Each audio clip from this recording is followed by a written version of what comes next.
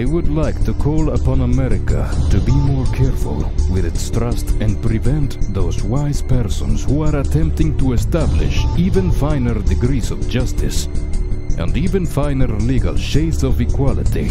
Some because of their distorted outlook, some because of their short-sightedness, and still others out of self-interest, from falsely using the struggle for peace and social justice to lead you down a false road, because they are trying to weaken you. They are trying to disarm your strong and magnificent country in the face of this fearful threat, one that has never been seen before in the history of the world. He certainly is one of the world's outstanding experts on the subject of Soviet propaganda and disinformation and active measures. When the Soviets use the phrase ideological subversion, what do they mean? Psychological warfare. What it basically means is to change the perception of reality of every American to such an extent that despite of the abundance of information, no one is able to come to sensible conclusions in the interests of defending themselves, their families, their community, and their country.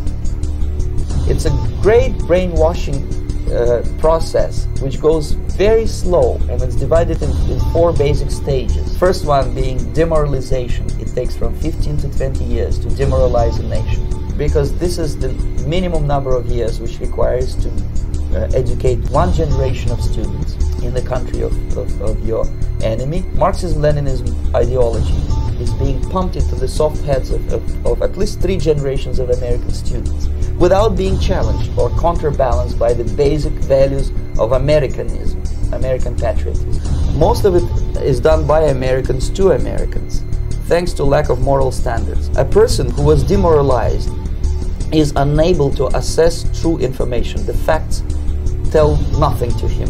Even if I take him by force to the Soviet Union and show him concentration camp, he will refuse to believe it. There is nothing wrong with your screen. Do not attempt to adjust the picture. We are controlling the messaging in this transmission. We will tell you the topics you may speak about. We will remove any speech we deem unfit. We will identify and protect you from all that is evil. You need only put your full trust in us. We are the government, and we are here to help.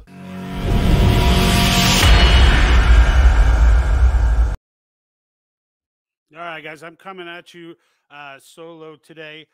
Jack is under the weather, so let's all say a prayer for Jack.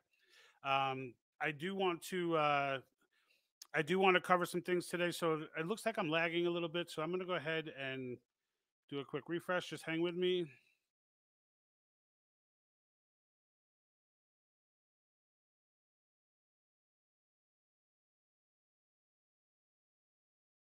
All right, I hope that's better.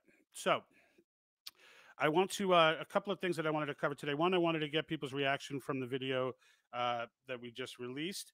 I just wanted to kind of hear what you guys thought about it and whatnot. So as that goes down, let me know. Just leave in the comments, and then we're going to go over some of the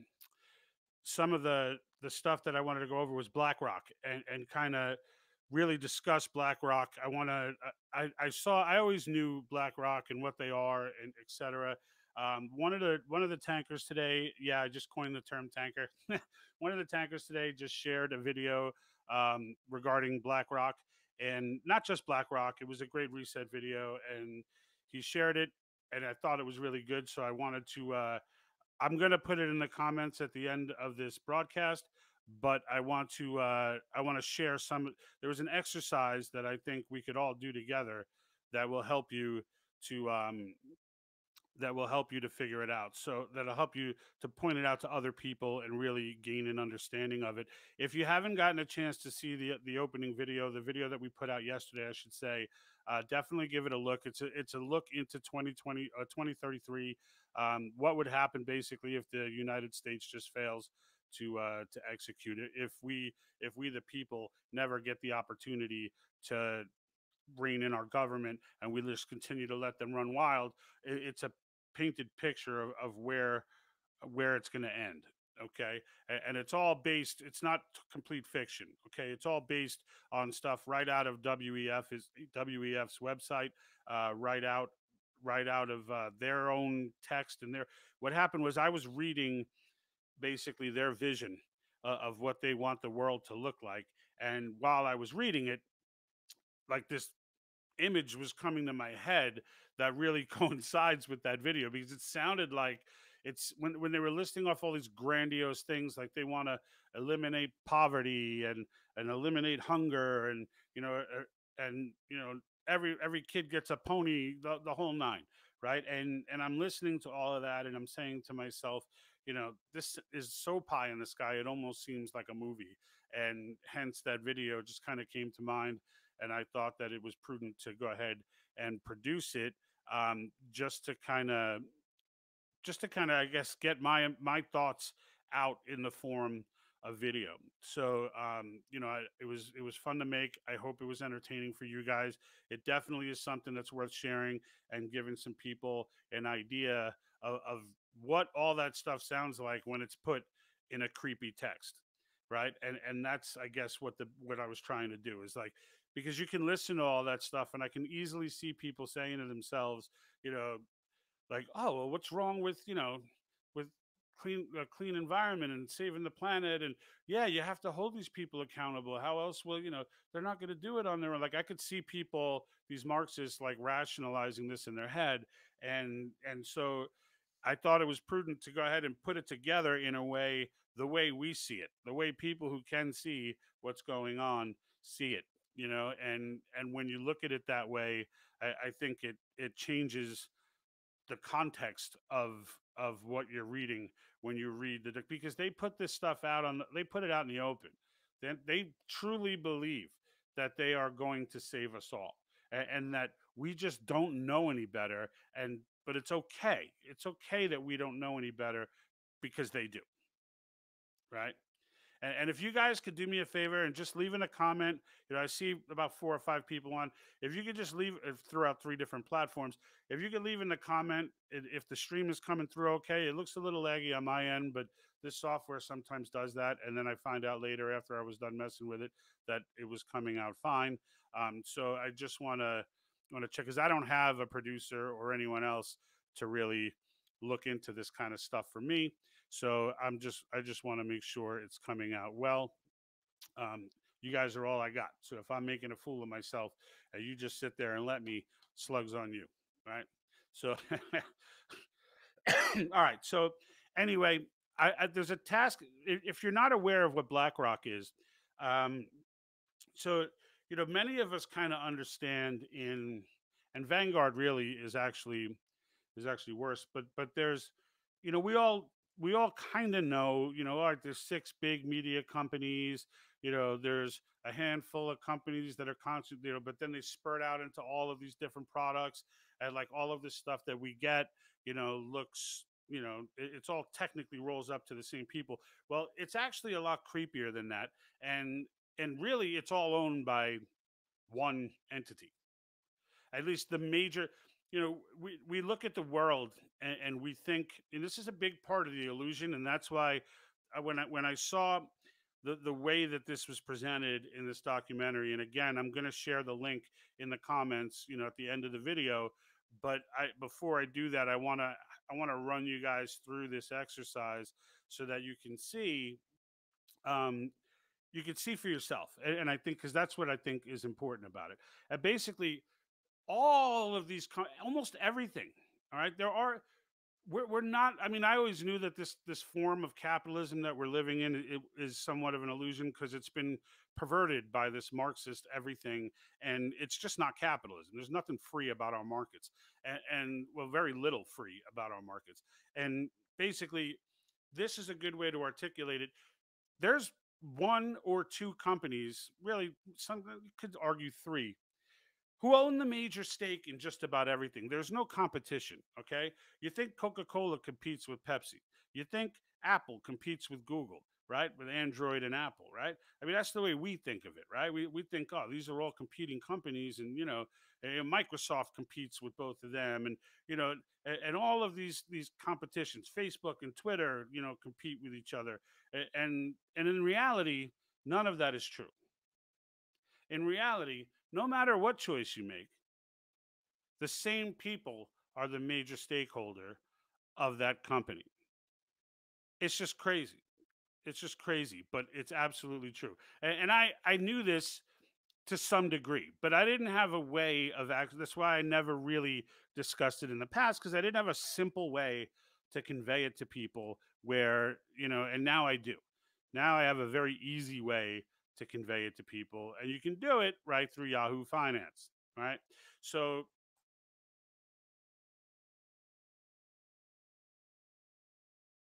the hell just happened?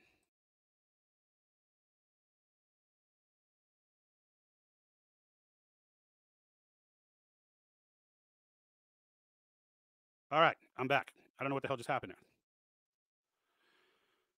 but I lost everybody for a second. All right, so I'm not sure what happened.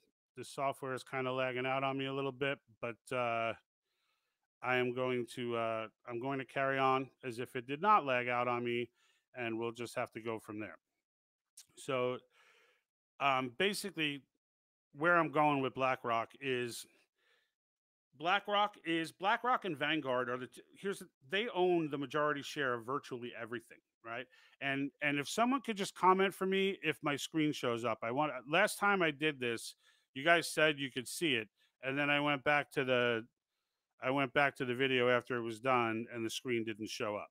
So if it doesn't show up, then I'm going to go ahead and just explain it to you verbally. If it does show up, then I'm going to go ahead and just show you a quick walkthrough of how to do it. It's very, very easy.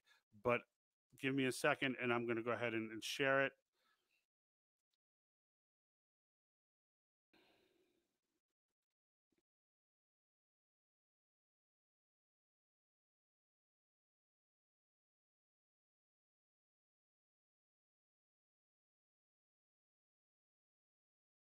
Okay. Can you guys see my screen? Someone can go ahead and comment on that. Wait. Now. Now can you see my screen?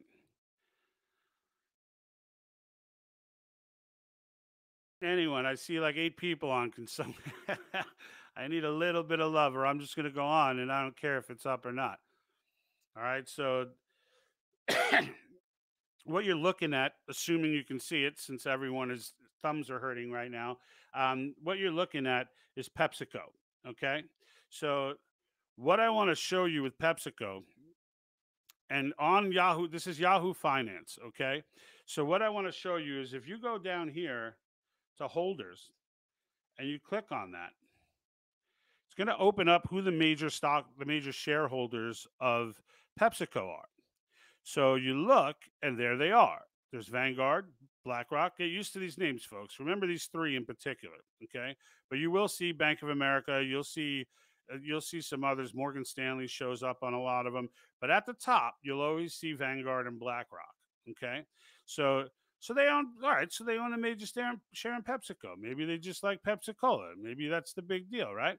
But then, we look at Coca-Cola, which is Pepsi's arch rival, right? I mean, this Pepsi and Coke, I mean, the Cola Wars, right? I mean, in my era, the Cola Wars were a big deal, right?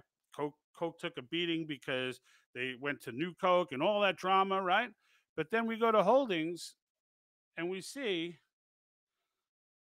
well, who's at the top of the list here? Well, it's BlackRock and Vanguard.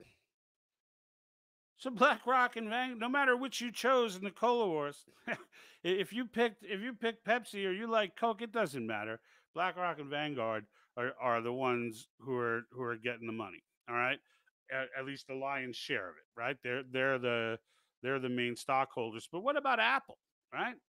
So here's Apple, and we say, okay, well, with Apple, their arch rival would be Google, right? With Android, maybe Samsung too, but Google for sure. So let's check them out. Oh, wait a minute. Look at this. It's Vanguard and BlackRock again. And here's State Street. Berkshire starts to pop up on a lot of these as well. Okay, but this is the key, right? What's creepy is it's not just these few that I'm showing you, right? I can go, here's Google, there they are. Okay, so there's Google up here. Alphabet Incorporated is the parent company of Google. So we sit here yelling about Zuckerberg and the CEOs of companies like Microsoft and Google and Apple, and it guys, it's all the same thing. It's all the same thing. All right. And this all, even when you look at like Klaus Schwab and whatnot, like he's not running this show. Okay. He's not running this show. He's the face of the leadership of this show. But the reset show, he's not running that. All right. This reset show is far bigger than Klaus Schwab or Soros. These are the guys that are out in public that we're allowed to see, so we have a boogeyman to get mad at. All right, but like this is all. Where does it all end? Where does the who's behind the everything here? It's the Rothschild family. Okay, and when you get to Vanguard, suddenly they don't show the holdings anymore because Vanguard owns everything's interconnected, right? All of these major companies, including with each other. So Vanguard owns a majority of BlackRock. Okay, they're the main stakeholders of BlackRock. When you get to Vanguard, then you're at the top of the pyramid. Now you can't. We don't know who the hell, and that's where you start going down to figure it out. You find that it's going to lead you to the Rothschilds, and again, a name that you've probably heard in a ton of conspiracy theory and other things like that. The Rothschilds are creepy enough to be full blown conspiracy fact. Now, when we get into details of what the Rothschilds look, when you own the entire world, it's very difficult to come up with details on you, right? So, but what I want people to understand, and the reason I kind of lit this all off with Yuri Bezmenov and Alexander Solzhenitsyn is because those, if you missed the intro, you can go back and check it, and I'll clip the ticker off when this live feed is done.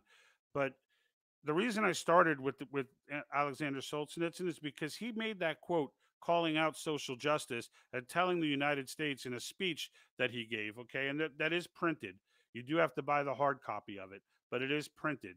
All right, that was the last page or page and a half of a speech called "Warning to the West," where he warns us about falling for finer shades of justice and finer shades of equality and social justice. And he says that by name, right? You heard the quote. So he says it by name. So in the end, you know, these guys and the Russians were the first ones actively to try and take down the United States this way. There have been others who have tried to take over the United States in different methods that go somewhat before the Russians. But this plot, the way that they've done it, the way they ended up doing it in the end, this was started by the Soviet Union, not finished, but started by the Soviet Union. And it began in the 50s. These companies, these Vanguards and BlackRocks, you know, these decisions got made right around in that same era, okay?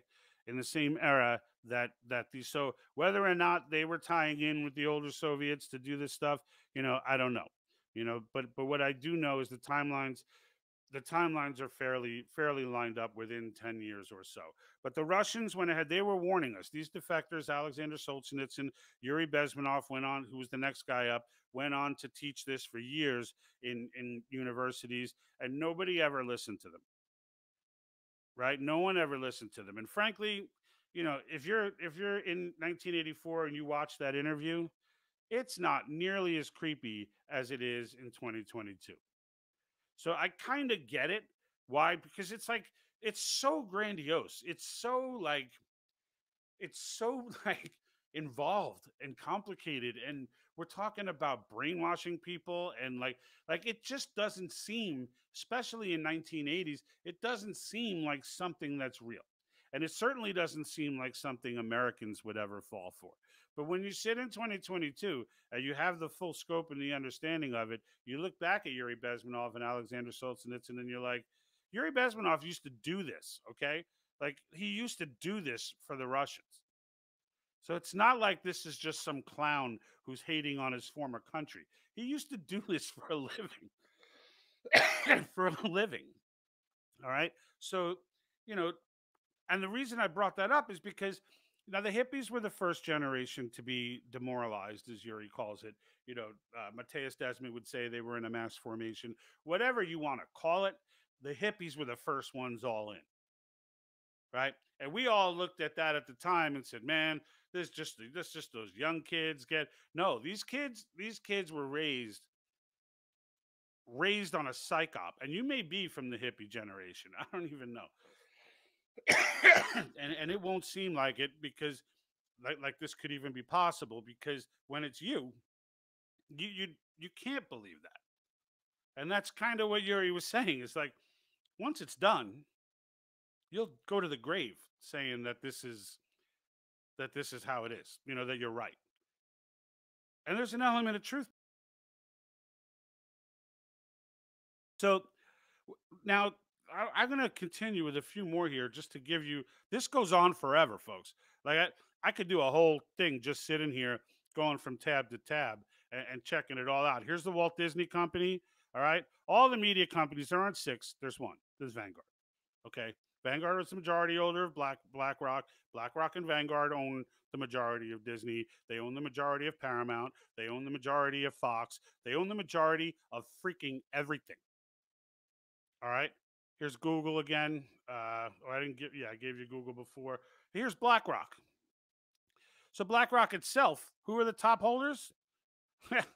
Who else? Vanguard, number one, and then BlackRock itself.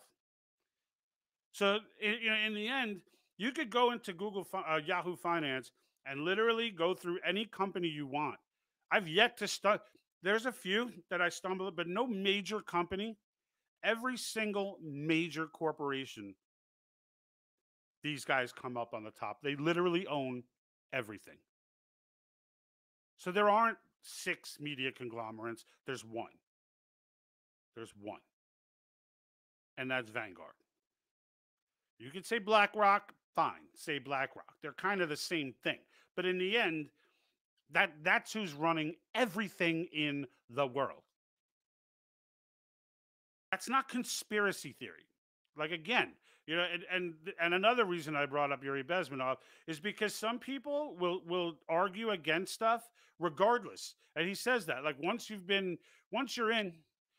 demoralized, once we've got you, I could take you to the Russian, he said, I could take you to the Russian freaking concentration camps and show you the piles of bodies and you will deny that it's true.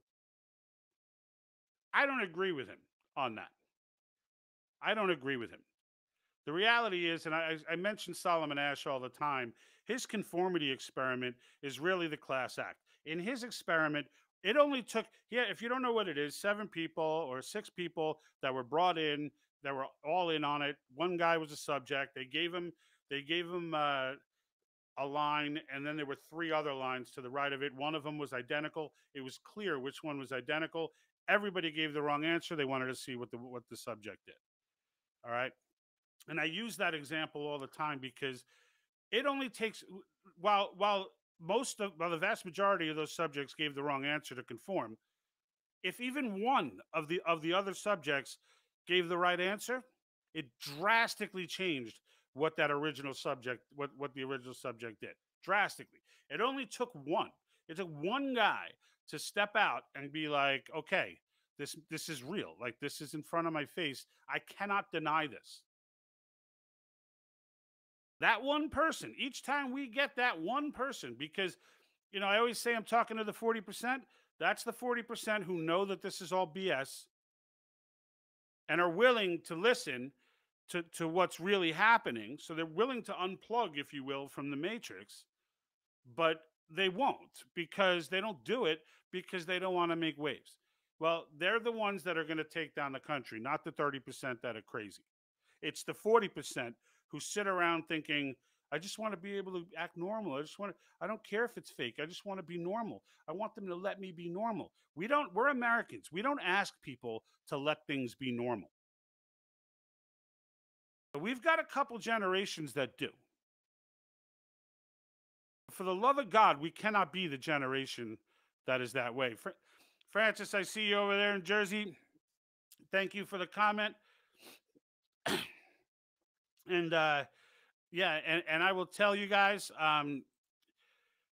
definitely get yourself engaged. Drop some comments if you have any questions. Exactly, if you missed anything and you're wondering how to pick up on it, definitely ask some questions and let me know, where you're from, where you're commenting from, and what your question may be, and I'll address it right here on the show. Okay. So, and then even if you're watching this after and you're watching the rebroadcast, leave your comments there as well. The discussion should keep going because this is serious stuff and it's important for people to be able to understand exactly how this works. There are literally two companies, one really, Vanguard, that runs the entire world.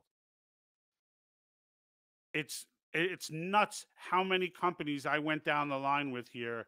And then here's Vanguard. Okay. This is the last one that I'm going to show you. Look at this. Vanguard doesn't show you in the holdings, right? Because the creepy people, they don't want to be listed. They give you down here the small holdings. These are not the majority holders. They leave out themselves. So, because obviously they are the main holders of their own, right? So they're showing you Apple is the main holder of Vanguard. What do you think that, right? Clear. How could that be if Vanguard's the main holder of Apple, right? So this is just a circle where everything is interconnected. Everybody is owned by everyone's taking orders in the end from their major shareholder. Everyone's major shareholder are the same two companies. So, and even telling us that there are a big six in media is a lie. Even that's an exaggeration. I mean, this is just, it's so next level. It's so next level that, but the reason why it's important and the reason why I want to talk about it, and I was hoping to get more engagement, but it doesn't look like I'm going to get it. So that's fine because I've got it planned on what I want to talk about anyway.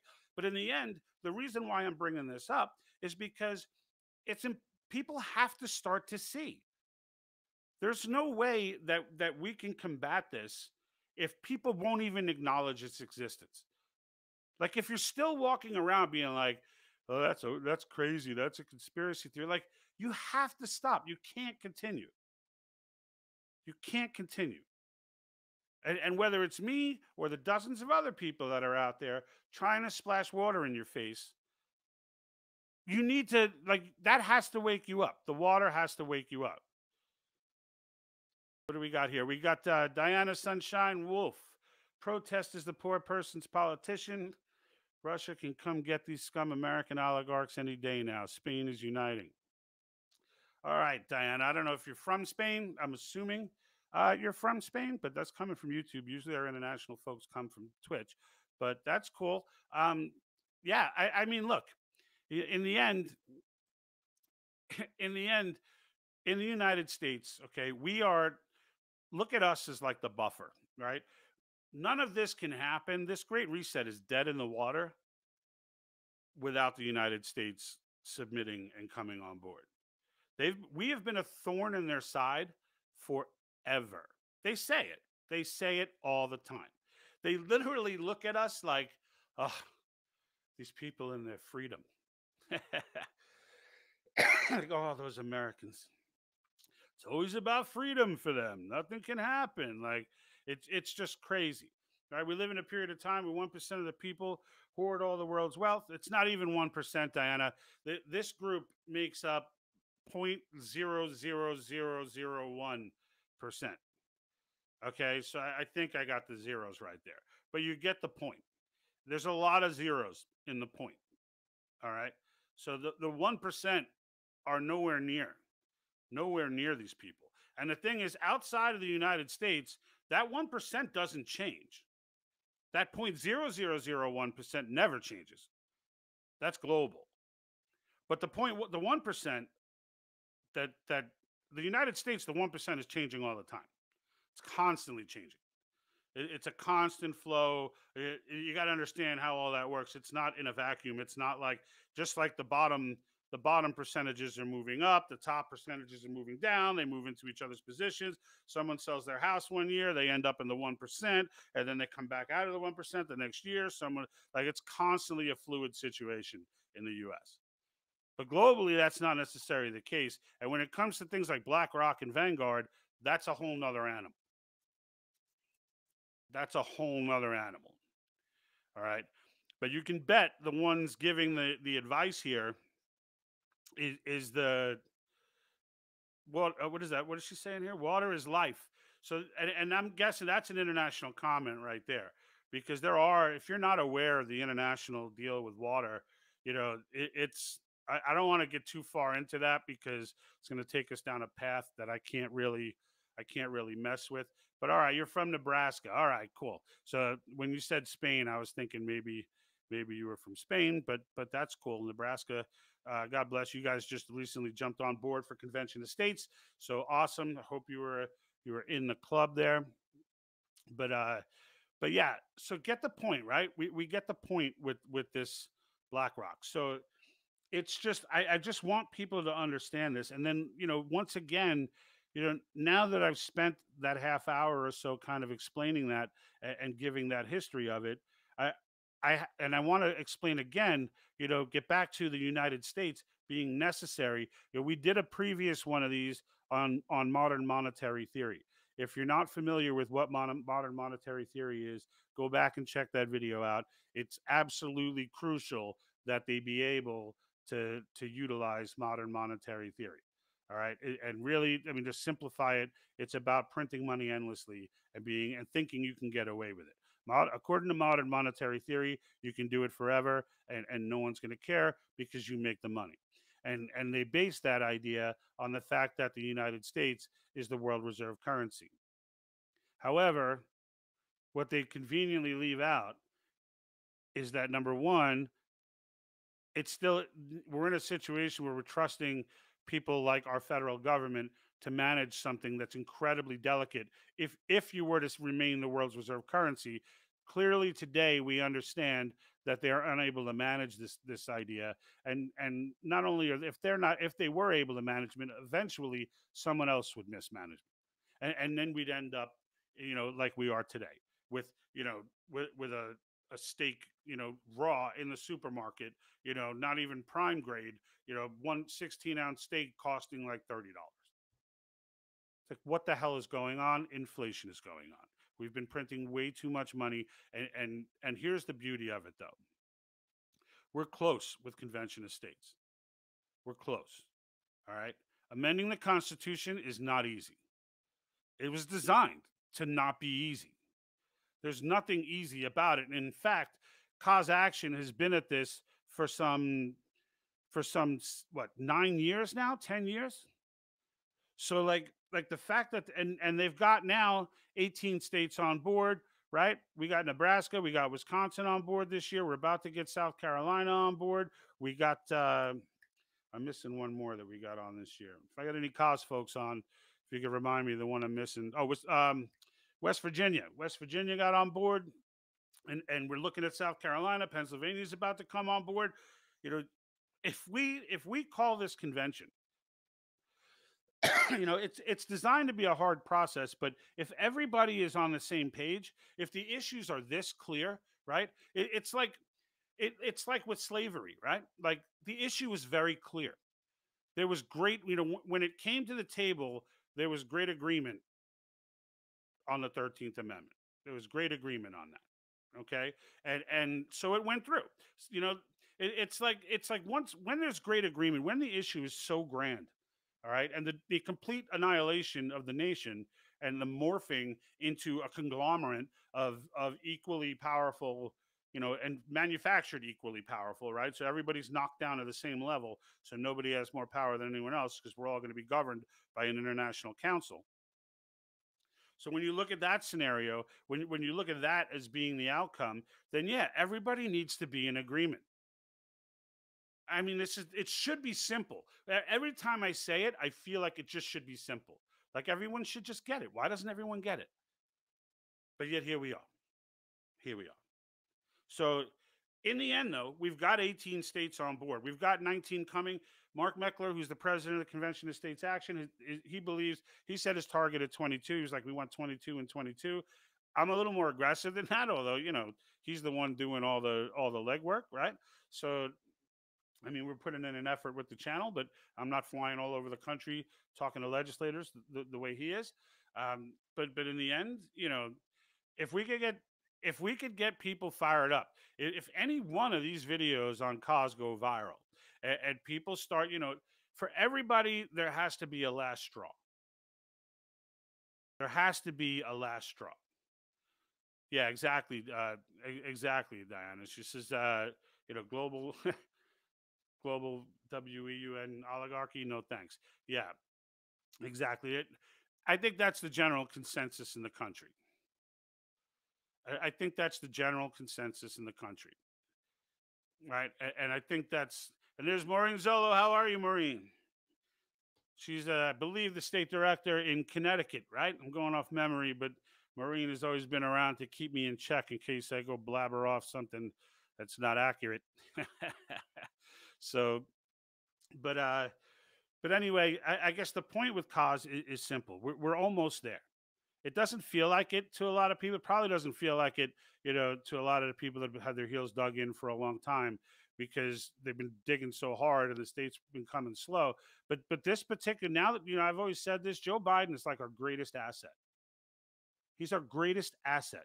This man, the more crazy, tyrannical, nonsensical stuff he does, the more people, you know, get down to their last straw. And they're just like everyone seems to have a little bit different breaking point, but the idea is to get everybody to that breaking point. And Ginny says the Rothschild family is the puppet master of all deception that kept us blind for many years. Their history is hideous. Yes, their history absolutely is hideous. They are, you know, I joked before and said Klaus Schwab is kind of like a true life James Bond villain, but the Rothschilds, like that's, you know, that's next level stuff. That's next level stuff. And yeah, they are at the top of all this. You know, how all that plays down, I don't know. But what I do know is this. Like, there's an element of it that I stopped caring, right? There's an element of it where I'm just like, I don't really care anymore, you know, about this web of, you know, Vanguard and BlackRock. I mean, I want people to see it because I want people to know that this stuff is real. Like, it bothers me when people still think it's conspiracy theories. So in the end, like, I want you to see it's real. That's why I'm talking about it. But when I say that there's an element that just doesn't care anymore, it's because I've been in leadership for most of my life. All right, whether it was managing, running my own business, saving a business, whatever the deal may be, you know, until recently, I'd always been in some sort of leadership. And in the end, there's a general rule of thumb that you don't bring up a problem unless you have a solution. And so for me, you know, focus, like I already know the Rothschilds are creepy. It doesn't really matter if they get creepier because they're already creepy enough to want to take over the world. So, like, how much more creepy can you get? What are they going to take over the universe? So, all right, they're out there. They're out there and they're creepy. BlackRock and Vanguard, they're out there. They're buying up everything. They own everything, right? Okay, they don't own Rumble, right? I know we're not streaming the Rumble right now. This video will be up there eventually, but they don't own Rumble. You know, they don't own Gab. You know, they don't own, there's things they don't own, right? But every major thing out there, all right, you know, if it's an industry thing and it's the biggest thing, they own it. Okay. So that's where they come down to. But in the end, what I'm getting at is I don't really care. They can own all that stuff. You know, if I get angry, if I want to, you know, not buy Coca-Cola, I'll buy, you know, RC Cola. RC Cola. Was that just an East Coast thing? I don't know. But in the end, you know, you have choices that you can make to now in some cases, in some cases you don't. Your media is 100%, you know, with the exception of people like me, the documentary I'm going to share with you later, and that kind of stuff, you know, for the most part, all your major media is owned by them. All of it. All of it. That Fox, MSNBC, all of it. Okay. And the idea is right and left. They're two wings in the same bird. I've said it all the time. They are. All right. Yeah, you got a Rand Paul out there every now and then. Maybe a Ted Cruz might be bucking it a little bit. You know, Rand Paul is really the one major free thinker in Congress that like could care less. Tulsi Gabbard, though, I kind of like her too. She's got 0 Fs to give too, but they're few and far between. There's only a handful of them. So looking for our elected officials to take over it and fix these things. What are the major problems that we have? The biggest problem that we have is that's going to kill us if we don't fix something, if we don't change it quick, is the spending. We all know this. We all know this. I put it in that video that we dropped yesterday in that future scenario. As he's giving the speech, the number comes up of what the U.S. debt was. I mean, it was a projected debt for 2033, but it was $65 trillion. Nobody watching this video right now is going to think $65 trillion is unthinkable in 11 years. Nobody. Let me tell you something. If it gets to that level, okay, here, the problem is this, all right? And I talked about this a little bit in the modern monetary theory. If we let it get there and we don't pass amendments to go ahead and reel this stuff in and get ourselves a balance, but start working off of a balanced budget and start paying that debt clock, right? If we don't get all that done, we're finished. We're finished. The debt will get to 65. And when it gets there, the IMF, all right, International Monetary Fund, if you don't know what it is, they will have a digital coin ready if they don't have it ready much earlier than that. All right. And now they're going to run their monetary theory from a global perspective. And that was the idea of the video that we put out yesterday, is that like if we don't stop the spending, and what drives me insane and what pisses me off is that we have, like, the founders of our country were so freaking wise that they knew that this day would come. They knew that they knew BlackRock was going to be freaking buying up everything, and BlackRock, Vanguard, and the Rothschild family were going to have all their minions, and Soros and Klaus and all these guys. They knew all this stuff was going to happen. They didn't know Klaus and they didn't know Soros and but in the end, they knew that we would be in a position eventually, regardless, where this would be necessary, where it would be absolutely necessary for the people of the country to gather around, unify, and take our power back. They knew that we would give it away. They knew that eventually the federal government would begin running everything. And it scared them to death. Most of them. Most of them. Some of them were big fans. But most of them were terrified by that prospect. And in the end, just the fact that they understood that, put it in, gave us the weapon, and now what do? We are so used to being beaten up by fear tactics. I mean, this has been going on now for 70 years. I mean, they're so good at shaking the little boxes that they separate us into, that, like, they're so good at it that it's almost instinctual. Like, they've almost got it automated. Soon it'll be handled by AI. They won't even have to do anything. That's how good they are at it. And we fall for it to the point where we've got groups like the John Birch Society aligning with George Soros and not even knowing it. Not even knowing it. And going out and being vocal about it. And going all out, making sure that, everybody knows. Making sure everybody knows. I have conservatives on MeWe who are pasting links into the comments of some of my posts that are regarding Article 5, and these links are from Common Cause. They don't even know. They don't even know that Soros is the main benefactor, the main contributor to Common Cause. But this is where we're at. I don't mind. Look, everybody, in my head, I think everybody who supports cause now, at some point in time, believed, at least for a little while even, the runaway convention theory. At least someone did, that they were going to run away, they were going to just rewrite the whole Constitution, all this crazy stuff. At some point, when you first hear about it, and, I know some of the folks on here watching, you guys have been with cause forever, for years and years. So this was probably a long time for you. Embarrassingly enough for me, it was only a little over a year ago that I even caught on with this, that I even realized, despite the fact that I used to pride myself on knowing the Constitution. I used to pride myself on being aware. People that I know in my social circles would come to me to ask questions about things like that. And then here we are. I'm reading Article 5 as if I've never read it before in my life. It didn't even occur to me in reading it in the past that this makes sense, that this is, that if we use this, this could work.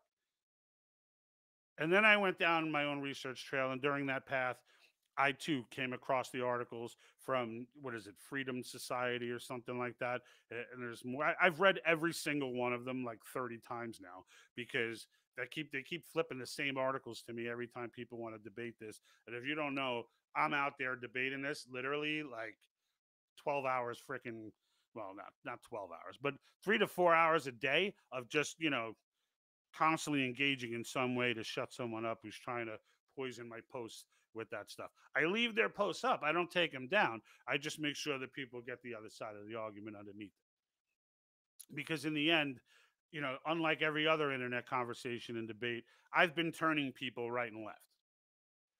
Right and left. Like, most conservatives are not crazy psycho zealots like that when it comes to their position. They just want to, they're like, show me, give me sources, convince me, is what they're saying. Because right now they've convinced me that if we do a convention of states, they're going to run away with it. So now I need you to, you're telling me that that can't happen, convince me. And I will go ahead and make the case. And I will send, I will send them, after giving them context or referring them to a previous video that I've done, or sending them to maybe it's as simple as a PragerU vid, or maybe it's one that I've done. I did one where I broke down Federalist Paper 40 to shut down the runaway convention and debunk the idea that the first convention was a runaway. Federalist Paper 40, Madison lays it out for you. He's laying it out, not for, well, he lays it out for you now, but back then he was laying out the case for why they did what they did in Federalist Paper 40. And it's a great case. You can watch that video to check it out. It's on our YouTube channel. It should be on our Facebook channel too. But the point is, we need you. We need the 15 people that are watching right now. We need the balance of people that are going to see this in the future. We need you to, number one, understand it. Okay, understand it, and go to conventionestates.com. You can go to our website. There's a link to go that'll take you there to register. We've got different things than they do. So they've got a ton of learning material on their site. Our site is a little bit more specific. We've got like the actual resolutions lined up by state, where you can easily find your state, see the current update, that sort of thing, and then click the actual resolution, read it, so you can see for yourself. I've read every single one of them that have been written. All right. When I first got into this, I was kind of asking questions that people couldn't answer. Like, why did Mississippi have, at the time, Mississippi had like, I forget now, I think it was only term limits, or no, they had everything except term limits. And then there was another one, like North Carolina at that time was like only term limits or something. I forget. But like there were certain states that would, I read every single one of them because I had to go through every single one of them in order to put the content on that section of the website. Right. But now it's there. So it's easy for you. Right now it's there. So it's easy for you. And then you go to these sites, you watch their videos. There's classes, there's video classes, simple ones that you can take. Right. Don't worry. It's not a test. Right. But there's video classes you can take on the cause website where they explain the runaway convention, what the historical context was, etc. Educate yourself to it, because you will come across one of these runaway convention people. And you will need to thump them. They're going to tell you Soros is all, this Soros is all behind this. And I think one of them was telling me Mark Meckler is funded by. So they started. I mean, some of them get crazy, but like, with the regular argument, the historical precedent for what it is, that you should be well versed in. And then sell the idea, sign the petition, get out. If you're retired, or if you're, maybe you're a house husband or a housewife and you have time on your hands, get active and participate there. Cause Action will show you how to do that. They have district captains everywhere. They've got, the only reason, I never formally took something like that is because I tend to occasionally say some crazy stuff that I don't want them to be held accountable for. So I've decided that I'm gonna just continue on promoting it from here. But in the end, no matter what state you're in, even if your state already passed it, you can still make a difference. you can still make a difference. They have social justice. Excuse me. My apologies. Oh my God, I get hit with lightning. They have social media warriors. They have, there's all kind of district captains, organizers. They got people that organize, trips down to the legislature when it's necessary. I mean, our grassroots show up at these things all the time. These legislatures in their debates, they're constantly talking about, and this is why I love state legislatures, because and I never even, this is another learning experience for me that I've gained from watching so many, is that these guys, they talk about their constituents as if like they know them. They talk about them like they, hey, a constituent yesterday came into my office and said this. Got an email from a constituent, they said this, etc. But if we're gonna, the bottom line is they're a different animal, and it's their power that's being usurped as well. So if you think that even for the ones that are power hungry, they're the one that this ain't good for them either. The federal government taking over all this stuff, they're invading state sovereignty. This is not good for them either. But I could tell you this, 1,000 truly active people in any given state can absolutely get this resolution passed. You give 1,000 active people, that means you're looking, 5, 10,000, something somewhere along. Those are game-changing numbers on a local level. Okay? Those are game-changing numbers on a local level. But how pissed are you? I mean, are you okay with BlackRock owning the world? Are you okay with these creepy Bond villains like freaking Klaus Schwab and Soros, and the Rothschilds and all this? Are you okay with what they're planning to do? I mean, if you're okay with that, then I'm not speaking to you. You're not the person that I'm talking to. But I have to assume that you're not okay with that. And for the people that aren't okay with it, which should be all of us, this is America, for Christ's sakes. What are we doing? What are we doing? We've got a clean effort, a clean avenue, a path, a solution. Not a pie in the sky, hopeful nothing. It's a solution. And it's a solution big enough to fix big problems. Look, we get these 3 through, term limits for all government officials. That does damage to the deep state. Damage to the deep state. All right? It takes all of the people that are pro-reset, they're gone. They're gone. All right? Fiscal restraints, modern monetary theory can no longer work. Government overreach, our kids are going to stop getting taught all this garbage in class. I mean, these 3 topics, like, it's almost like they're like heat-seeking missiles designed to destroy these psychopaths, sociopaths' plan. And we're standing in front of the button, yelling at each other about stupid, trivial nonsense that has nothing to do with the issue at hand. And when it's done, guess what, guys? We've set a precedent. All right? Right now, half of the argument is, and the fear that's getting collected around it, this has never been done before. Well, then that makes it scary. Well, don't be scared. For good Lord. It's our constitutional power. Do not be afraid to use it. And frankly, we're at a point right now where you don't have a choice. This is, 5 years ago, all right, maybe you could have kind of argued, yeah, they're out there planning it, but they're probably not going to be able to get it done. Now it's like, no, they're moving. They're moving. Now we got the president openly talking about New World Order, openly saying we need resets. We got Canada's prime minister saying we need a reset. COVID's a great opportunity. Prince Charles. We've got, of course, the dynamic, creepy duo in Soros and Schwab. But we're going to, and of course now, look, who's funding it all? The unlimited assets and funds of BlackRock. And like we need to do this. It's not a matter of if, it's a matter of when. And once, the idea that you wait too long, it's over. Because when it hits right away. That video we put out yesterday, that's a scenario that you wake up one morning to. Not one that slowly comes down the path. It's not like climate change, where the shoreline just slowly gets down. This is like a tidal wave. This is like the Kraken coming out of the water and just destroying the entire country. All right. So I hope you learned something off of this. Make sure you're hitting follow, subscribe, like. I appreciate all the commenters. I want to go through some of these comments. I'll scroll back in here. Looks like Diana's been super active in here. I like this one. No to crypto black energy vampires. My goodness, what a way with words from this one. So yeah, I mean, crypto is going to come probably one way or the other. The question is it going to be Bitcoin, which is great for freedom and liberty, or is it going to be a central bank Bitcoin or a central bank coin like the IMF coin that would be incredibly creepy for liberty, right? Because Bitcoin, it's blockchain. They have no way of tracing that no matter what. It's good as cash. So if we went to that, I'd be perfectly okay with it.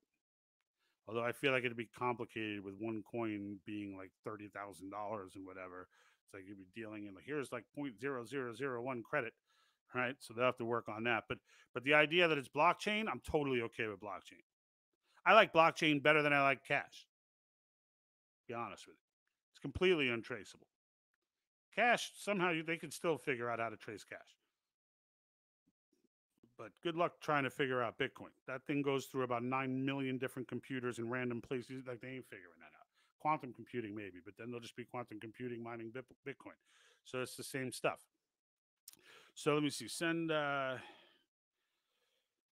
me go through here, see where we're at. Yes. So Maureen says, yes, I was correct.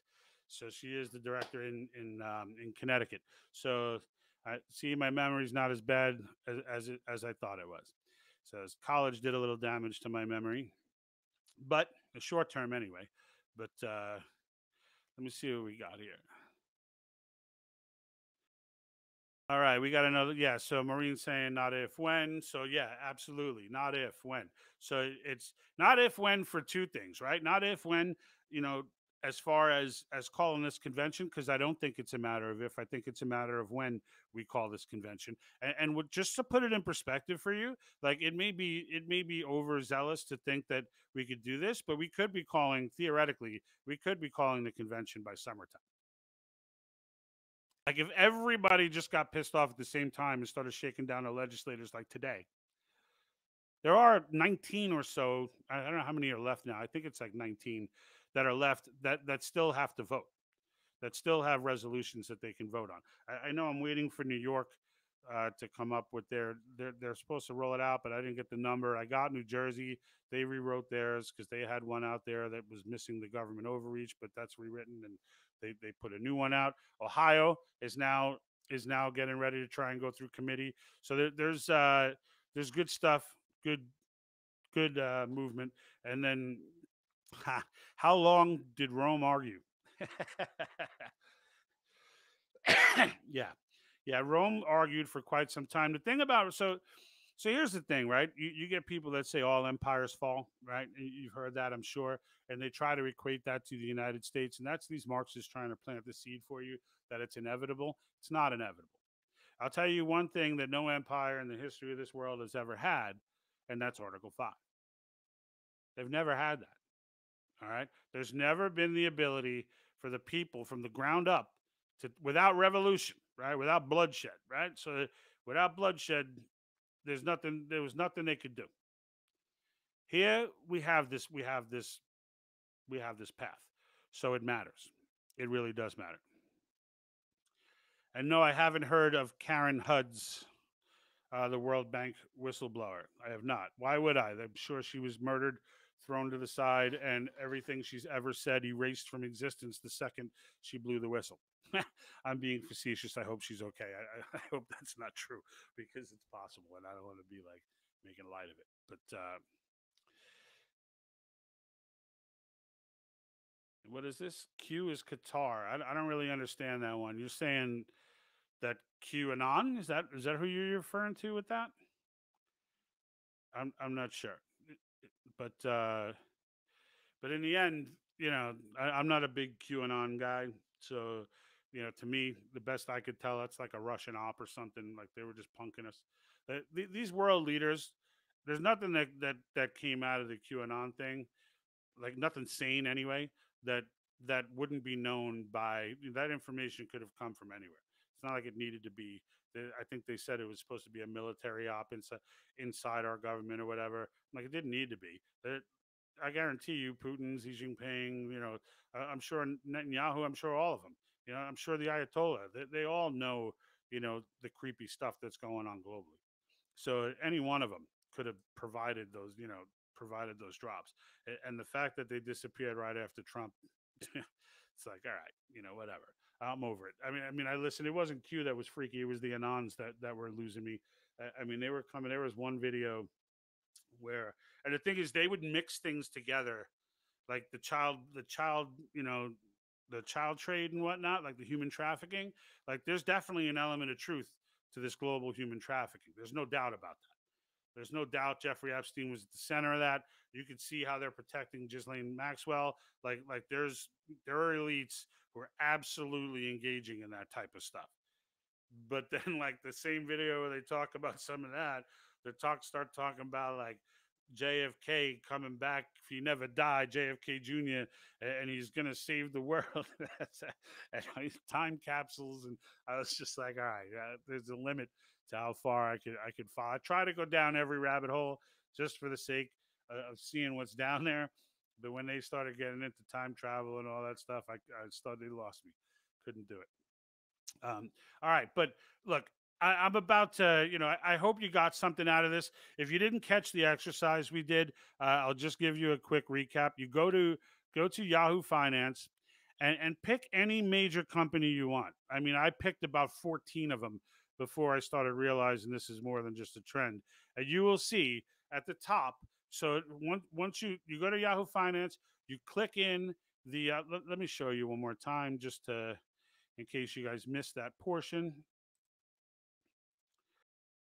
because it's worth seeing again. And I'm going to put this documentary, I definitely highly recommend. This guy did a great job being very concise. You could tell he put a lot of time into this, and he really does a great job. He's the one that actually gave me the tip on doing this exercise with you from that documentary.